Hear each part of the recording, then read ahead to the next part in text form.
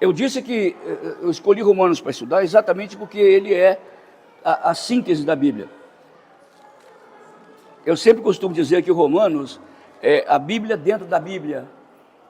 Ele é a Bíblia dentro da Bíblia. Né? Se você quiser saber tudo da Bíblia, tem que saber quase tudo de Romanos. Porque daqui a aqui, a laça, igual milho de pipoca, vai enchendo. Né? Romanos é assim. E ela vai... a carta vai nos ensinando o que nós chamamos de Evangelho. Nós já falamos que quando começamos com o Evangelho, a Bíblia trabalha em 3 dimensões do homem. Vocês se lembram? Criação. Qual o próximo? Não fala. Criação. Não ouvi? Queda. E? Não ouvi? Muito bem, meu amado mestre. Redenção. Redenção.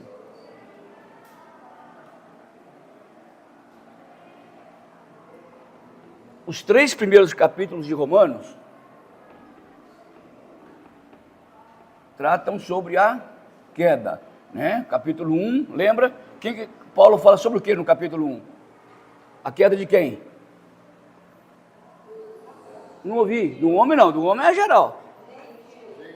Tudo bem. Gentio. O gentio é aquela pessoa gentil, né? Boa, educada, é isso? Gentil é quem? Quem é gentil? Quem não é judeu. Ajudou? Quem não é judeu é gentio. Você é gentia? Eu também sou. Você é gentio? E careca ainda. Capítulo 1. Tem gente que tem sangue de judeu aí que é misto, né? Nem é judeu e nem é gentio, é misto. Né? Você é gentia, dona Nicole. Capítulo 2. Judeu. Capítulo 3. Todos. Onde que está o versículo que fala sobre isso? 23? É isso? Eu não guardei bem, é isso?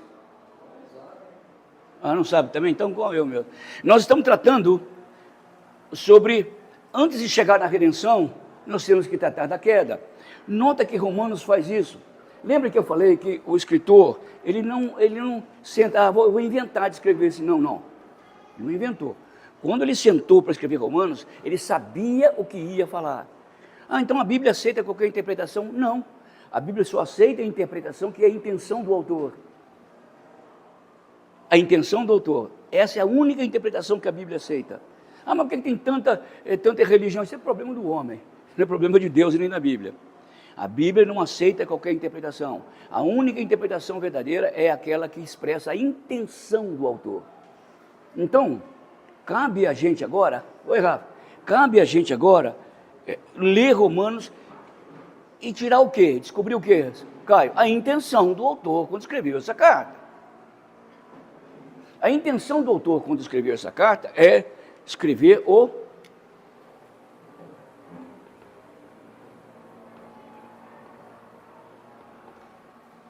Evangelho.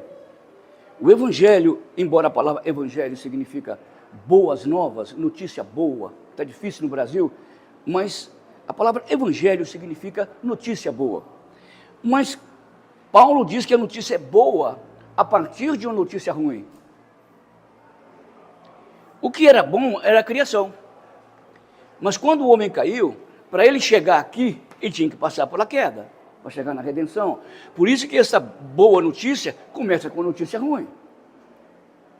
E essa notícia ruim que nós chamamos de queda. A palavra queda é lapsus. Tive um lapso de memória, já viu falar isso? Uma queda de memória. Então, escreva isso aí que é bonito, eu que inventei, mas é bonito. Não existe 1 milímetro. Escreva aí, gente. Não existe 1 milímetro no corpo, na mente, na emoção do homem que não tenha sido afetado pelo pecado. Não existe 1 milímetro no corpo, na mente, na emoção, na alma, no espírito, na vontade, que não tenha sido afetado pelo pecado. Isso que se chama o quê? Queda. Caiu de vez. Caiu mesmo. Bum. Quando ele caiu, desmontou tudo. Tudo. Tudo, tudo. Agora, então, o homem não tem nada de Deus? Tem. O homem tem inteligência. Não quer dizer que foi destruído tudo, mas foi tudo afetado. Olha a palavra que eu usei. Não, hein? Corrompido. Corrompido. Não existe 1 milímetro no corpo, na mente, na alma, na emoção do homem que não tenha sido afetado pelo pecado. O que é isso? Queda. Me cite uma definição de queda. É um estado de corrupção do homem. E, em palavras mais simples, todos pecaram e carecem da glória de Deus.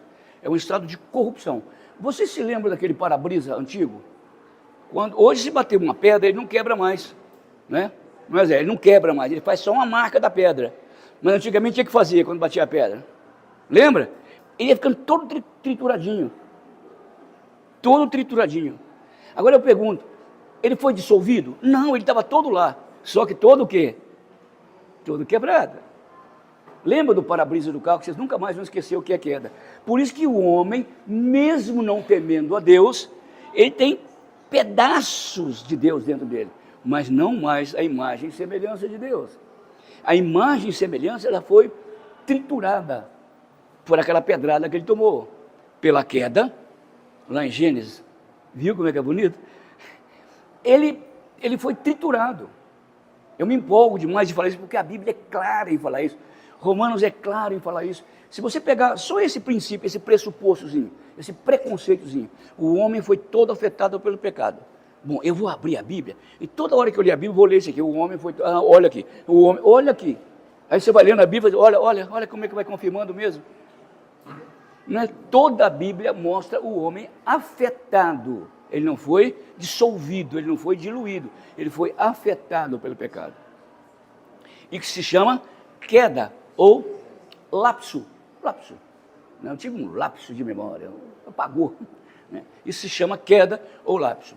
Nós estamos estudando, já que ele está falando para começar o Evangelho não começa com salvação. O Evangelho começa com a queda do homem.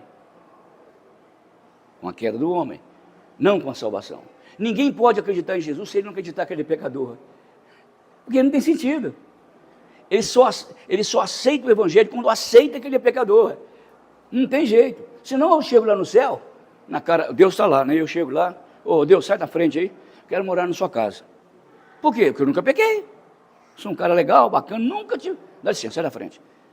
Para eu entrar nesse lugar, primeiro eu tenho que reconhecer o meu estado de queda, Rafael. Isso é a palavra queda. Quando eu falar queda, lembra disso. Lembra do para-brisa, tá? Vocês nunca mais vão esquecer isso. Então, quando você começar a ler a Bíblia, toda a natureza humana, psicológica, moral, social, espiritual, foi afetada pela queda. Comecei a ler a Bíblia. É verdade. Outra página. É verdade. É verdade. Você vai vendo passo a passo da Bíblia que esse fato, que essa verdade bíblica, isso não é uma pressuposição, isso é um fato bíblico. Fato a gente não discute, a gente só estuda. Não é? Não vai discutir um fato, você vai estudar o fato para saber o que é. Então, a Bíblia toda mostra esse estado de queda. Mas, na verdade, a história da Bíblia, ela não quer parar aqui. Ela quer parar aqui, na redenção. Então, estado do homem, criação, queda e redenção. Criação, queda e redenção. Pronto. Se você guardar isso, você vai entender a Bíblia toda. Olha o que eu estou falando. Toda a Bíblia. Mas não entendo nada da Bíblia. Começa daí, você vai ver. Isso é verdade, não é que o pastorzinho lá tem razão? Tá bom. Então nós começamos a mostrar a queda do gentio. Antes da redenção, quantos povos para Deus havia na terra?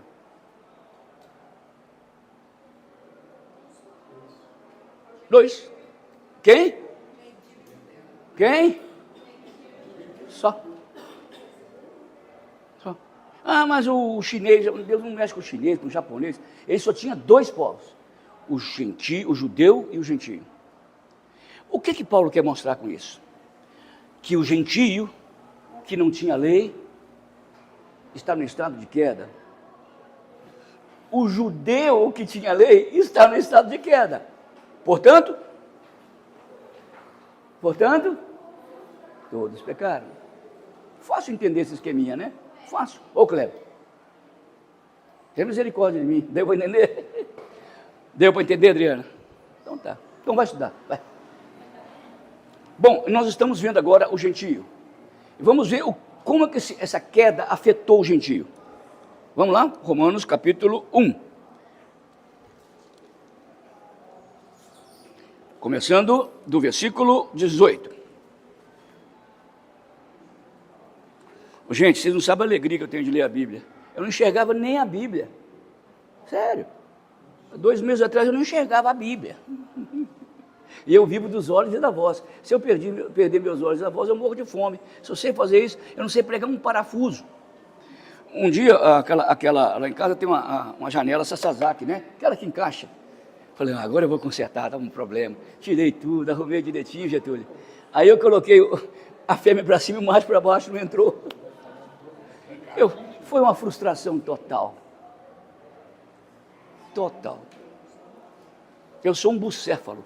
Eu não consigo pregar um parafuso. E quando eu faço isso aí, eu me sinto tão feliz, cara. Eu me sinto um Einstein quando eu consigo pregar um parafuso. É verdade. Então, vamos lá. Como é que essa queda afetou o gentio? O que o pastor falou, o professor falou? Não existe 1 milímetro no corpo e nem na mente do homem que não tenha sido afetado pelo pecado. Lembra? Lembra? Guarda isso, escreve isso, anote isso, estude isso. Põe no meio da sua Bíblia, assim, bem grandão, com essa caneta aqui, suja a sua Bíblia. Não é pecado, não. É papel. Ponha no meio dela. Eu tenho alguns amigos que têm Mateus, Marcos, Lucas e João, e o que ele anotou, são 5 evangelhos. Ele anota tudo. Aí você tem os 4 e mais aquilo que ele anotou, o 5º, né? Ele vai para os 5º por causa disso, não é problema dele. Mas não tem problema nenhum, não, é brincadeira. Bom, a primeira notícia do evangelho, a ira de Deus se revela de onde? Dos céus, contra toda impiedade, aí Humberto, e perversão dos homens que detêm a verdade pela injustiça. Sabe o que Deus fez? Olhou o homem depois da queda e disse, ele não sabia de nada, inocentinho. Sabe a filhinha da mamãe e o filhinho do papai? Coitadinha, a professora está errada, o vizinho está errado, o colega está errado, o certo é o meu filho. Deus olhou o homem assim, não. A ira de Deus se manifesta dos céus contra toda injustiça e impiedade, que trocaram a verdade pela injustiça. Olha, onde que está o fulcro, o centro da queda? Trocaram a verdade pela injustiça. Injustiça aqui não é social, não. Lembra que eu falei? Injustiça é retidão absoluta do prumo da parede. Lembra? Do prumo, o prumo é que mede. A parede te engana pra caramba. Põe o prumo, vê se se engana. Isso é que Deus chama de injustiça. Então eles trocaram a verdade pela injustiça. Tudo que eles fazem para colocar retidão no homem é injustiça. É injustiça. Vou usar um exagero, tá? Até as boas obras, sem a mediação de Cristo, é diabólica. Porque quando você faz boas obras sem a mediação, você está querendo trocar com Deus. Deus, eu estou fazendo isso, você me dá aquilo. Bem da religião de hoje, bem moderna da religião neopentecostal. Né? Te dou isso, você me dá aquilo. Né? Então, até, Humberto, as boas obras, sem a mediação de Cristo, é diabólica. Estou exagerando, mas é. Tem coisa ali no meio. E até mesmo quando fazemos pela mediação de Cristo, vou exagerar mais ainda, até mesmo quando fazemos pela mediação de Cristo, se não fosse a retidão de Jesus, quando fazemos aquilo, também seria pecado. Ela só não é pecado porque Jesus ajeita isso. Ele põe o prumo na parede e ele mesmo ajeita.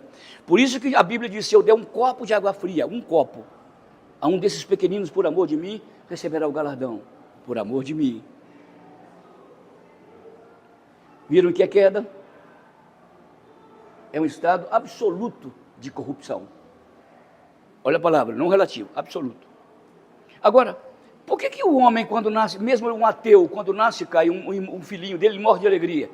Porque isso é reflexo da imagem de Deus nele, reflexo. Por exemplo, Eu pegava você drogado, caído lá embaixo. Eu posso dizer que ali não está a imagem de Deus? Não, está a imagem de Deus. Como? Toda trincada, toda arrebentada. Olha lá a imagem de Deus lá. Aquilo ali é imagem semelhante. Nenhum animal do mundo é como aquele. Mas está todo trincado, está todo arrebentado. Então existem coisas que são normais do homem, que nós chamamos de graça comum. Graça dada a todos os homens. Graça comum são as boas obras que os homens fazem sem a salvação de Cristo. Claudinha, de onde vem isso? Da imagem e semelhança de Deus. Não existe uma mediação salvífica, soteriológica de Deus, não existe. Ele faz isso porque ele reflete aqueles pedacinhos, é da imagem de Deus, aquele caquinho, ali que está saindo aquilo.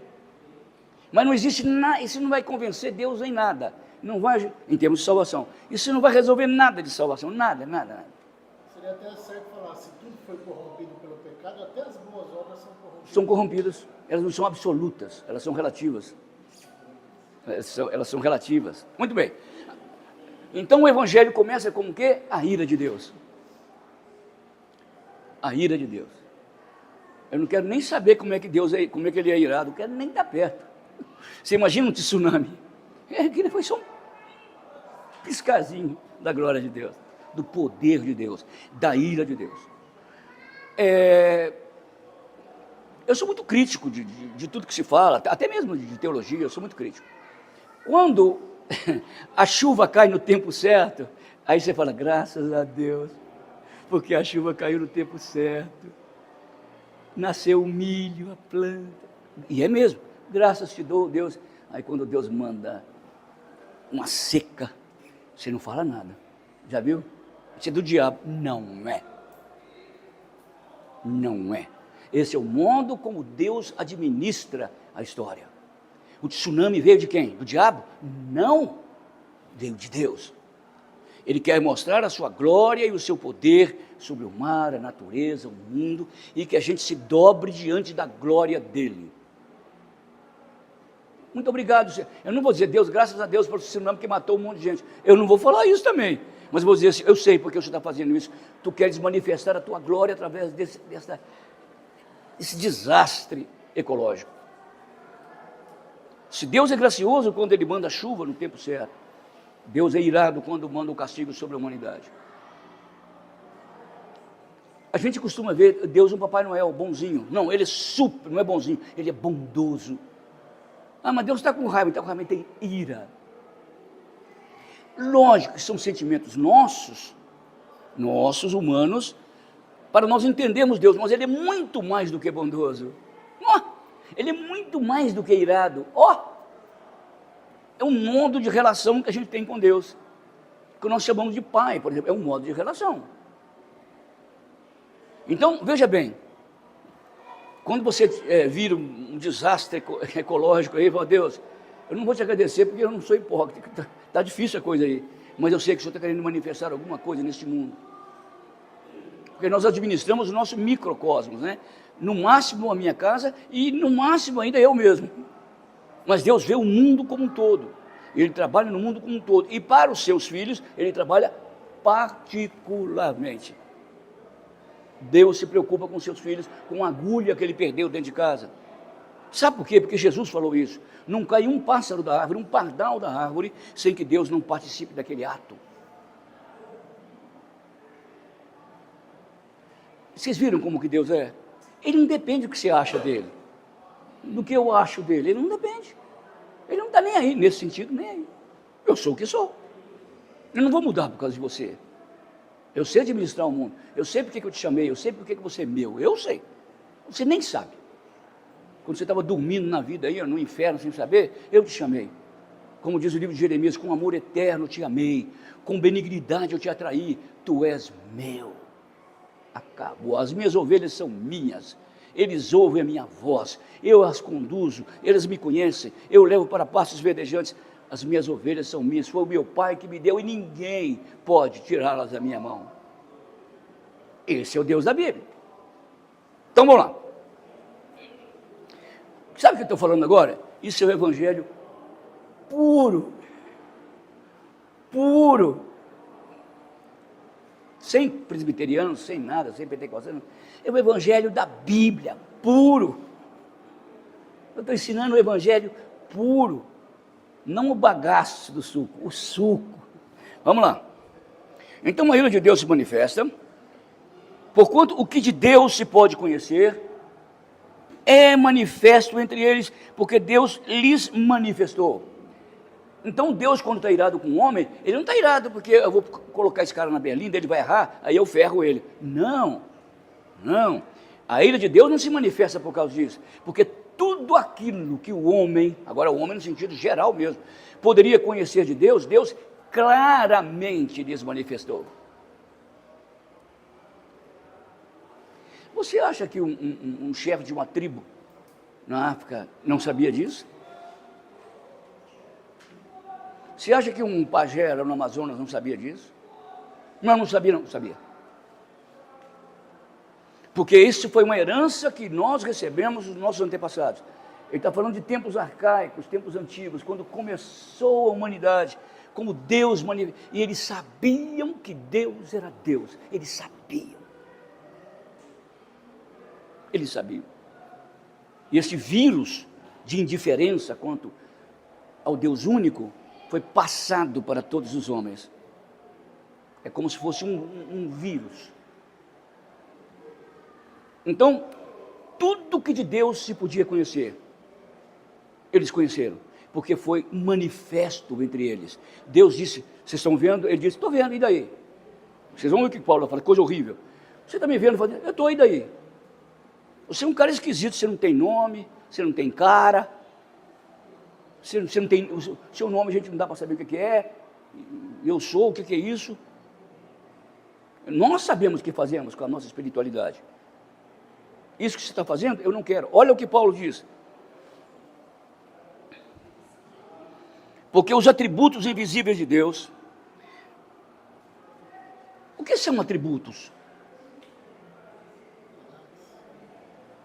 Eu tenho um atributo de falar. É uma virtude. Posso falar bobagem e tal. É uma qualidade. E a minha fala é uma qualidade, mas ela é imperfeita. Os atributos são as perfeições de Deus. Eu sou bondoso também, mas Deus é bondoso diferente, porque a bondade dele é perfeita. Então atributos ou qualidades, eu atribuo a você, estou te dando uma qualidade, um defeito, estou atribuindo. Então nós atribuímos a Deus porque é só o que nós sabemos, mas ele é muito mais do que atribuímos, muito mais. O que nós atribuímos a Deus é muito raso por aquilo que ele é. Então, as perfeições de Deus, as qualidades de Deus, os atributos invisíveis de Deus, assim como o seu eterno poder, como também a sua própria, o quê? Quando os nossos antepassados, eu estou falando de herança mesmo, faziam ídolos, eles faziam porque eram bons inocentes? Não. Não. Aí é que nós erramos. Nós não entendemos. Lembra que não há 1 milímetro da nossa mente, do nosso coração, que não foi afetado pela queda. Pela queda. Mas eu não tenho culpa. Tem.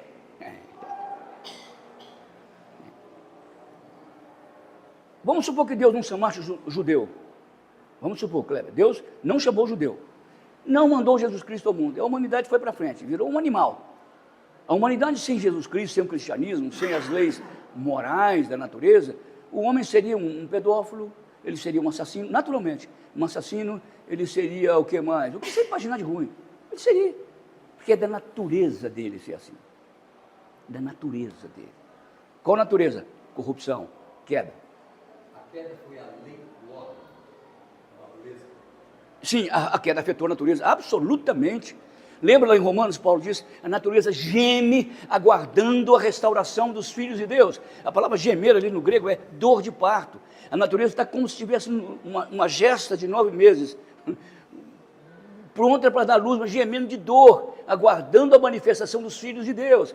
Porque quando os filhos de Deus forem restaurados, ela também será restaurada. Um novo céu e a nova terra. Ela geme, a natureza geme. E ela está, essa natureza que está agora, ela está dando resposta àquilo que nós fizemos com ela por causa da nossa queda. Quando os rios explodem, crescem, falta água, é a resposta que a natureza está dando a nossa, o que nós fizemos com ela.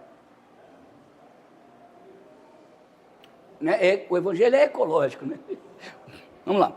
Então, porque os atributos visíveis de Deus, assim como o seu eterno poder, como também a sua própria divindade, claramente se reconhecem. Quando? Quando? Desde o princípio, não é só agora não. Deus manifesta isso desde o princípio. Princípio de quê? De Adão e Eva. Deus nunca deixou de manifestar a sua glória ao mundo. Querem ver? Deus chamou Abraão para fundar a nação de Israel, correto? Fundou. Deixa eu terminar meu raciocínio. Vamos supor que Deus, então, não chamasse Jacó, ou Israel. Vamos supor que Deus não chamasse Abraão. Vamos supor que Deus... Ele seria injusto? Por que não? Porque eles sabiam o que estavam fazendo com ele. Estavam sacaneando a glória dele, sujando a glória dele, jogando barro, para não dizer outra coisa, na santidade de Deus. Agora, escutem o que é graça. É a manifestação bondosa de Deus para redimir esse homem. Não é a CCB que é a graça, é Ele. Ele é que é a graça. Não é aquelas 280 pastores, não é a graça, meu Pai do céu. Não é o dízimo que eu dou nem a oferta, é a graça. Isso que chamamos de graça. Deus entrar nesse cara arrebentado e redimi-lo, levá-lo até o seu Filho Jesus Cristo. Então não haveria nenhuma injustiça se Deus condenasse todos os... Não, aliás, Deus nem condenaria. Jamais. Ele se autocondenaria. O homem teria autocondenado. Não é, eu vou te condenar. Não, como me condenar? Eu já estou ferrado. Eu me condenei. Você vai só assinar a sentença. Não haveria injustiça nenhuma. Se ele não... Hipótese absurda. Eu conto coisa absurda para a gente entender. Como dizia o pai da igreja, chama Tertuliano, credo é absurdo. Eu creio porque é absurdo. Porque se não fosse absurdo, não precisava de fé. Aí é razão, é lógica. Concorda, Claudinho? Eu creio porque é absurdo. Porque não dá para explicar. Então, eu estou fazendo uma hipótese absurda. Suponhamos que eu chegue lá no céu. Todos os eleitos estão lá, inclusive eu, meu advogado aqui perto, vai lá. Ô Cícero, vem cá. Meu Deus, o que foi? Você é o único eleito que não vai ser eleito. É um absurdo. Fala. Deus, eu não entendi, mas você está certo. Eu sei por que eu não sou eleito. Eu não entendo muito bem por que eu sou eleito. Eu não consigo explicar por que eu sou salvo. Aí eu vou entrar em tanta confusão para me explicar. Agora, por que eu estou condenado? Não fale, porque eu sei, pelo amor de Deus, não me envergonhe diante dos outros. Com licença, estou indo para o inferno, até logo. Não fale por que eu fui. Eu sei. Eu não sei explicar, é por que eu fui salvo. Então não tem absurdo nenhum em Deus condenar. Absolutamente nenhum. O absurdo está em Ele me salvar. Porque eu também não entendo isso, mas eu creio. Eu não entendo, é absurdo. O Evangelho é absurdo. Deus é absurdo. Trindade, absurdo. A pessoa teantrópica de Cristo, verdadeiro Deus, verdadeiro homem, é absurdo.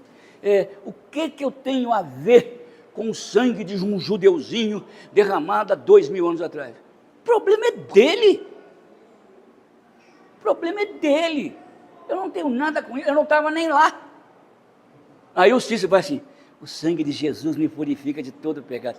Aí o cara olha, você é doido, mano. Você é louco. O que tem a ver aquilo com isso aqui? Não é um absurdo, gente? Eu estou falando em termos lógicos. Credo é de absurdo? Eu creio porque é absurdo. Por isso que é fé. Bom, agora vamos ver onde que atingiu esse cara aqui. Eu estou falando de quem? De gentil ou judeu? Só uma pergunta. Um judeu adoraria a Deus se Deus não manifestasse a ele? Não. Ele seria o quê? Mais um gentil. Lembra que eu desafiei vocês? Me aponte na Bíblia, Rubão deu até uma dica lá. Me aponte na Bíblia um homem ou uma mulher que a si mesmo ou a si mesma buscou a Deus. Um só. Conta. Vamos. Um homem, uma mulher que diz, eu vou resolver buscar a Deus. Todos, sem exceção, eles buscaram a Deus porque Deus os encontrou primeiro. Nós amamos a Deus porque Ele nos amou primeiro. Primeira carta de João. Tá? Isso é evangelho, gente, puro. Eu não estou falando de calvinismo, não estou falando de nada. Eu estou falando da Bíblia. O que a Bíblia ensina em Romanos? É isso. E vocês vão ver no capítulo 5, ele falando exatamente o que eu estou falando, tá bom? Vamos lá. Desde o princípio do mundo, sendo percebido por meio das coisas que foram criadas, tais homens são por isso, indesculpáveis. Eu desafio alguém que lá no céu vai dar alguma desculpa para Deus, qualquer época do mundo, desde o princípio de Adão até agora, alguém que vai dar uma desculpa para Deus, porque Ele olha onde? Sabe o que aconteceu conosco? Nós estamos ferrados.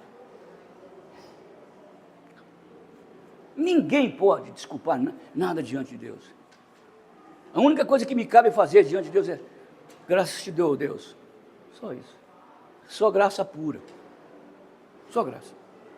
Fui salvo pela graça, sou mantido pela graça, irei para o céu pela graça. Isso é que chama graça. Favor que eu não fiz nada para merecer, fiz o contrário. Chegar uma pessoa lá na sua casa e pedir um copo de água fria, você deu um copo, ótimo, excelente. Agora eu quero ver se ela te roubou a casa na noite, foi lá e no outro dia ele foi lá pedir. E você sabe que foi ele. E ele está arrumando um outro esquema para roubar mais. Chegou com aquela cara humilde, vai se lascar, meu, eu te conheço, está gravado aqui, você vai ser preso. É isso. É isso. Se tem uma pessoa que não pode ser orgulhoso ou orgulhosa, são os calvinistas. Se eles forem orgulhosos por alguma coisa, eles não são. Eles são neopentecostais, o SCB, o batista, o wesleyano, presbiteriano, não tem jeito. Não tem jeito, não tem jeito, porque ele reconhece o seu estado de queda. Ele reconhece. Não tem jeito. Eu fui no culto, fiz oração, preguei, lindo, eles me elogiaram a pregação, para Deus não vale nada. Para a salvação não vale nada. Nada, para a salvação não vale nada. Nada. Muito bem. Então, como é que começou a queda do homem? Paulo está contando uma história, não do século 21, há 6.000 anos atrás. Essa história de você aqui hoje, com toda essa pompa aqui de homem, homo sapiens, começou há 6.000 anos atrás. E quando Deus começa a história, Ele começa com a criação. Deus nunca quis ser o meu Salvador, e sempre quis ser o meu Pai. Ele se tornou o meu Salvador, Humberto, para que eu pudesse chamá-lo de Pai, voltar ao meu estado original, imagem e semelhança de Deus. Deus não queria ser meu Salvador. Ele queria ser o meu Pai. Por isso, quando Jesus mandou orar, disse, Jeová, graças te dou, Yahu, Yahweh, qualquer nome que você é aí, graças te dou, Yahweh, que está nos céus. Pai. Pai, a palavra não é só pai, é Abba. Abba significa paizinho, Abba significa papai. Quando o José chegava do trabalho, Jesus ia correr atrás dele, abraçava o José e falava assim, Abba. Já viu o seu filho aí quando ele te abraçava? Mamã. Mas como é que você tem coragem de chamar um teólogo igual Cícero de pá? Pá. Intimidade. E Jesus mandou chamar o pai dele de Abba. Se alguém na igreja presbiteriana, paizinho querido, não se estranhe. Ele está sendo mais teológico, mais bíblico do que eu. Ó, grande Augusto Jeová. Ó, glória a Deus. Ó.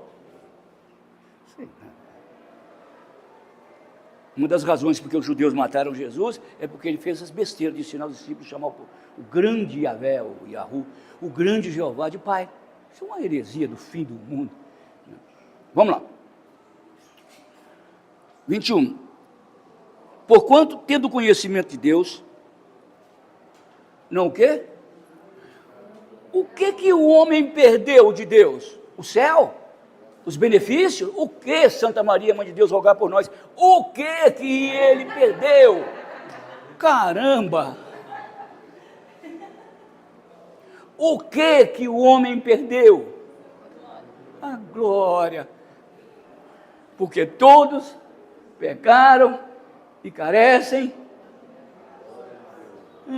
Novidade, descobri. O homem perdeu a glória de Deus. Glória são os atributos invisíveis de Deus. Nós perdemos o nosso relacionamento com a majestade de Deus. Perdemos a glória. Quando nós perdemos a glória, nós perdemos a referência dos nossos pais. Vamos supor que você tivesse sido criado no asilo, desde criancinha. Aí eu falo assim, está faltando uma coisa? Eu quero conhecer meu pai. Porque eu quero saber por que eu tenho esse óculos, por que eu tenho esse olho, por que eu tenho esse cabelo. Você quer conhecer o quê? A sua origem. Senão você vai ser uma pessoa candidata à depressão o resto da vida. Uma das razões da depressão. Que a gente não tem um desenho perfeito dos pais, não é só isso. Mas uma das razões. Então, não estou dando aula de psicanálise, aí é outra história. Aí eu posso dar outra aula outra vez. Mas porque você não sabe a sua origem. Você não é uma filha você não é filha de nada. Você tem um buraco dentro de você. Quando o homem pecou, por isso que o homem sem Deus tem esse vazio. Porque ele carece de quê? De um milagre. Ele carece da glória de Deus.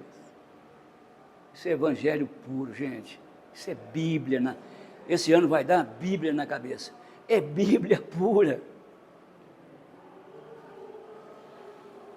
Porquanto, o que aconteceu com ele? Lembra quando eu estou falando que Romanos é a Bíblia dentro da Bíblia? Lembra ou não? Olha a Bíblia dentro da Bíblia. Você vai ler tudo isso aí, você vai encontrar. Porquanto, tendo conhecimento de Deus, não o glorificaram como Deus. Olha o que eles tendo conhecimento. Meu pai era assim, meu tataravô, meu trisavô, ele tinha conhecimento de Deus. Ele sabia, eu sei que você é espírito, eu sei que você tem todo o poder no mundo, deu para ver. Eu sei que você é assim, eu sei dos seus atributos que nenhum Deus tem. Tendo conhecimento de Deus, o que fizeram? Não o glorificaram como Deus. O que eles disseram? Quando você não glorifica Deus, não tem nada com você não, cara. Não glorifica assim, eu não reconheço a tua glória. Eu sei da tua glória, mas eu nego conscientemente a tua glória. Queda. Aí vem religião para dar uma melhoradinha, um monte de coisa. Queda.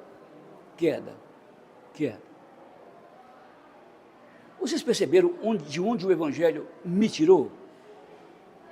O papai leu a Bíblia, graças a Deus que meu pai e minha mãe leram a Bíblia para mim, não estou falando isso, mas onde eu estava, não foi papai e mamãe que me tirou de lá, foi Jesus Cristo com a graça dele, revelado no Calvário, foi de lá que ele me tirou desse buraco, sem fim. Isso é Evangelho, vamos lá? Tendo conhecimento de Deus, não o glorificaram como Deus, antes se tornaram nulos em seus próprios o quê? Leia para mim, por favor. Raciocínio.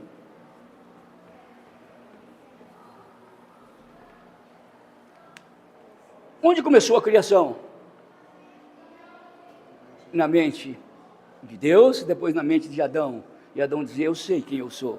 Tanto que eu sei quem eu sou, que eu estou precisando de um ser semelhante a mim, que parece comigo, porque sozinho não vou dar conta do recado, não. E Deus fez uma senhora chamada Dona Eva, maravilhosa, linda. E então eles estavam completos ali. Ele tinha consciência de quem ele era. Quando ele caiu, ele tinha consciência. Foi a mulher que tu me deste. Não, foi a serpente. Eles também tinham consciência da queda. E os filhos depois também. Logo depois do assassinato. Eles tinham consciência de quem era Deus. Tanto que quando Abel morreu, ou Caim matou Abel, ele matou por causa do quê? Por causa do culto. Foi por causa do culto. Abel fez um culto pela fé. E Caim fez um culto pela lógica, pela razão, pela estética, vou dar o melhor fruto da terra. E Abel disse, eu vou dar um cordeiro. Olha para onde o Abel estava apontando. Olha para onde o Abel estava apontando. Então, o raciocínio humano.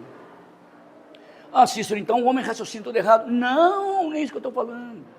Lembra da imagem semelhante, lembra do trincadinho do para-brisa, lembra do trincadinho do para-brisa, lembra? Daqueles trincadinhos ali que está sem trinco, é que ele tira a ciência, o conhecimento, a lógica, a filosofia, a psicologia, é de lá que ele tira. Farmacologia, é de lá que ele tira. Só aquele pedacinho, imagina ele completo. Quem é esse Adão? Quando a gente vê aquelas pirâmides, a Torre de Babel, mas eles é muito antigos, eram atrasados. Atrasados? Atrasado sou eu. Lá estava o homem, pertinho da perfeição, caiu logo depois. Faziam coisas tremendas naquela época, coisas tremendas. E tanto que eu não acredito na evolução do homem, eu acredito na involução. Eu vou pelo contrário. Tanto aquelas tribos, ou países, ou tribos que mantiveram a moral cristã, não eram cristãos, mas que mantiveram a moral cristã, eles evoluíram grandemente, como o Japão, por exemplo, evoluíram grandemente. Não tem nada com o cristianismo, a moral cristã, sem saber do cristianismo. E todos aqueles que não tinham a moral cristã evoluíram grandemente. Então eu creio na evolução entre as espécies, mas não das espécies. Entre as espécies eu creio. Existe um cachorro grande, cachorro pequeno, evolução dentro dela. Agora um salto para outra espécie, não consigo entender isso, não consigo ver isso. Eu sou burro demais para entender isso. Não consigo. Então o raciocínio humano foi completamente afetado. Deus fez uma coisa maravilhosa que era o homem, Adão. A mulher raciocinou errado. Deus fez um homem maravilhoso que era Eva, o Adão raciocinou errado. Deus fez maravilhoso uma coisa que era o trabalho, o homem raciocinou errado. Deus fez uma coisa maravilhosa que era a ciência, o homem raciocinou errado. Deus fez uma coisa maravilhosa que era o sexo, o homem raciocinou errado. Deus fez, o homem raciocinou errado. O homem raciocinou errado. O homem raciocinou errado. A queda humana começou no raciocínio. Lá no livro de Tessalonicenses, Paulo diz que Deus colocou no coração do homem a operação do erro. Operação do erro. É igual o Einstein foi andando, chegou no zero. Como é que vamos dividir o zero? Vai zero, zero, zero, zero, zero. Nunca vai achar. Então Deus colocou no homem a operação do erro. Por isso que todo raciocínio humano, olha o que eu estou falando, sem Jesus, ele vai dar em queda. Mesmo ele começando uma coisa maravilhosa. Sabe aquela secretária que foi trabalhar com você? Que pessoa maravilhosa, eficiente, suficiente, eficaz.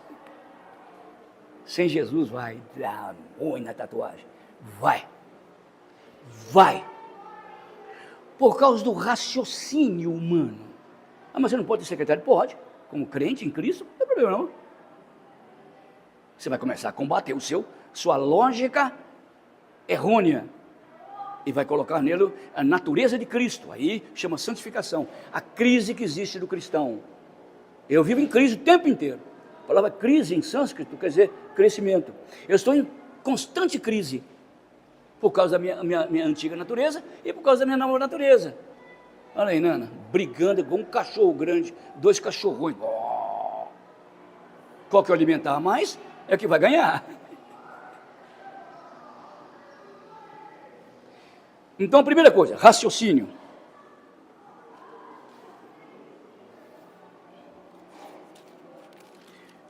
Romanos é a Bíblia dentro da Bíblia.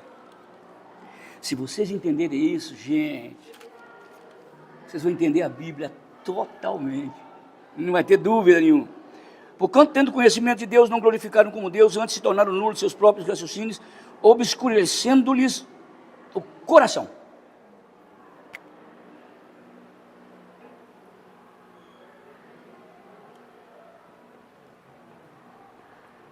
A palavra coração, em hebraico, tanto em hebraico quanto em grego, significa, coração significa o homem inteiro. Olha, eu te amo de coração, eu te dei isso de coração, né? De cor, eu sei isso de cor não é só na mente, de cor é no coração também, sei na experiência, né? Tanto na prática como no conceito, te amo Eu sei isso de cor. Então, quando o pecado atingiu o raciocínio humano, ele atingiu o corpo dele. Vocês acham que se Adão não caísse, eu tinha essa barriguinha aqui?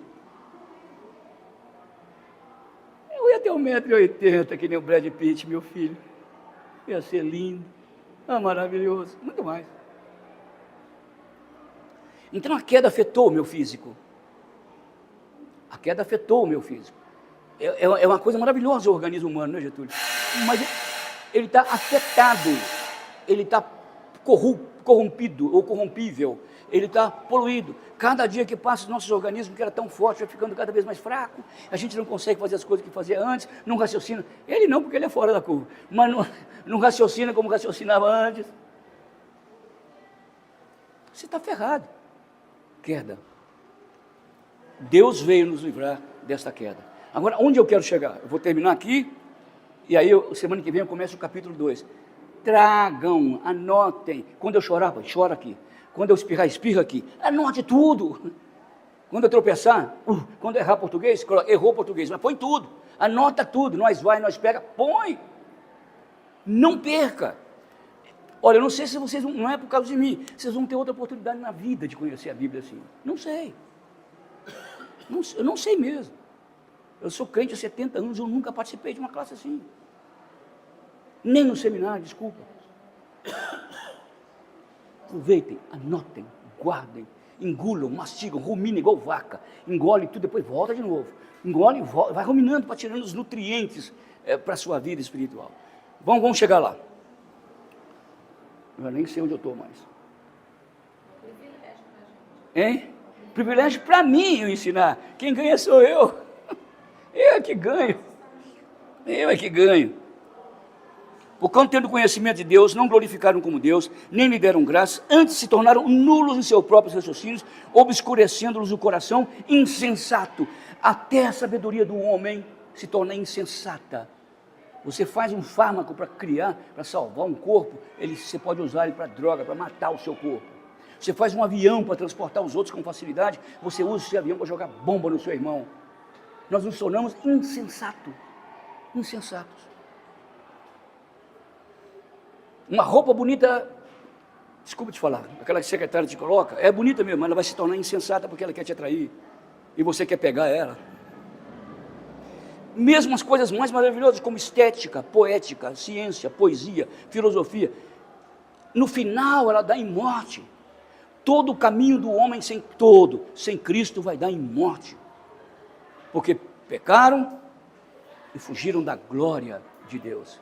Você está sendo muito cruel com o homem. Não, eu estou contando o estado da queda, para vocês entenderem quão grande redenção.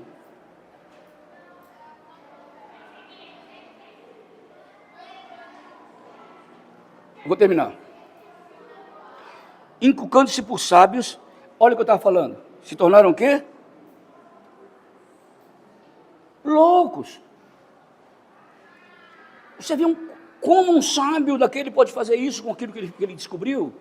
Como? Eles são sábios, inculcam. A sabedoria sem a glória de Deus é loucura, loucura, loucura. Igual o caso lá que eu te contei da secretária. É loucura, vai dar em nada. Se chama queda. Vocês viram que é queda?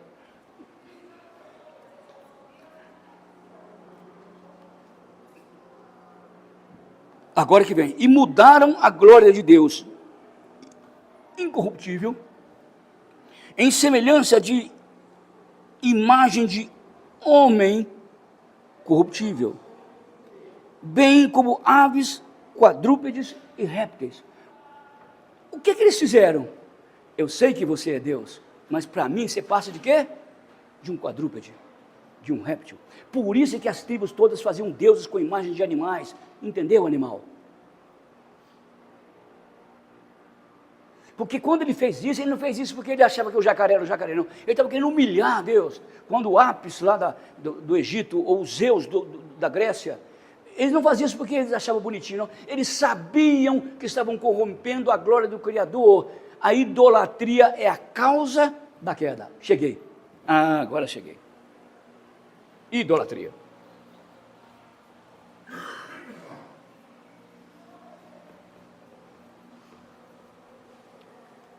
Por isso que o homem caiu.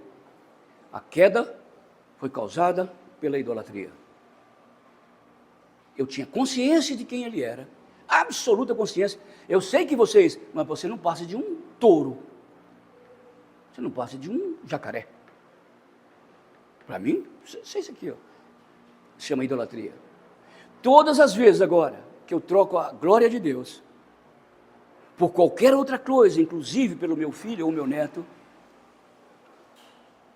isso é fruto da queda.